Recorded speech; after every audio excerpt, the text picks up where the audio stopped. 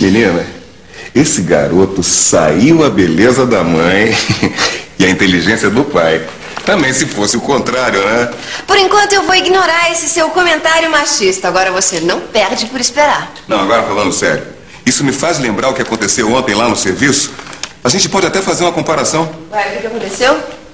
Quase acontece uma tragédia. Um moço chamado Eduardo começou a trabalhar com a gente. Aprendeu a soldar com o pai no fundo do quintal de sua casa. Quando chegou na oficina, foi uma luta fazer ele entender certas normas de segurança. E ele quase botou fogo na oficina. Eu cansei de falar, meu amigo, não é assim que se faz. Eu dizia pra ele, escuta aqui, camarada, cuidado, né? É. Você usou todos os argumentos e todos os vocativos à toa, né? Tive que usar. Vivia chamando o sujeito. E vocativo é uma palavra ou expressão com que chamamos alguém. Não é, ó, Ana? É sim. Agora, você tentou também usar algum aposto? Que é uma palavra ou expressão que explica outro termo da oração. Tentou? Eu usei aposto, sim. Eu dizia, a segurança, essa proteção é fundamental. Falava pra ele, nessa oficina, seu local de trabalho, você terá bons exemplos. O exemplo do Vitor tá bem dado. E esse Eduardo não aprendia. Quem sabe se ele tivesse usado uns adjuntos adverbiais, tipo... Nesta oficina, o equipamento de segurança é obrigatório. Ou então, às vezes é melhor não pagar para ver. O Vitor deveria ter escrito tudo isso para Eduardo. Devia. E aí, ele teria que usar vírgulas para separar o aposto e o vocativo dos outros termos da oração. Nós já vimos que devemos usar as vírgulas quando é necessário separar os termos da oração. Quando escrevemos, sempre usamos vírgulas para separar os apostos, os vocativos e os adjuntos adverbiais que não estejam no final da oração. Por exemplo, o vocativo em meu amigo não é assim que se faz. Deve estar separado do resto da oração por vírgula. E se formos escrever uma oração como nesta oficina, seu local de trabalho, você terá bons exemplos, devemos isolar o aposto com vírgulas. E quando o adjunto adverbial vier fora do final da oração, como em às vezes é melhor não pagar para ver, também deve ser separado pela vírgula. Olha, com vírgula ou sem vírgula, aquele camarada só entendeu que devia usar o equipamento de segurança na marra. Pois é. Mas é que deve ser muito difícil também, né? Consertar o mau exemplo que ele teve do pai.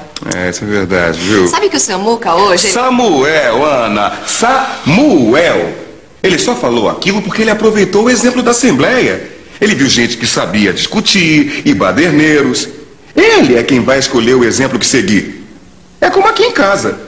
Se vai chamar Samuel ou vai chamar Samuca, né? Ai, mas que coisa, hein? Você tinha que relembrar isso, né? Não consegue entender um apelido? Isso é que é desentendimento. Agora você vai atacar de prefixos, que são os elementos colocados na frente da palavra e que alteram seu sentido. Pois vou atacar de prefixos sim, porque se existe problema em chamar Samuel ou Samuca, só você entende. Eu desentendo. Essa não é uma reclamação justa. É injusta.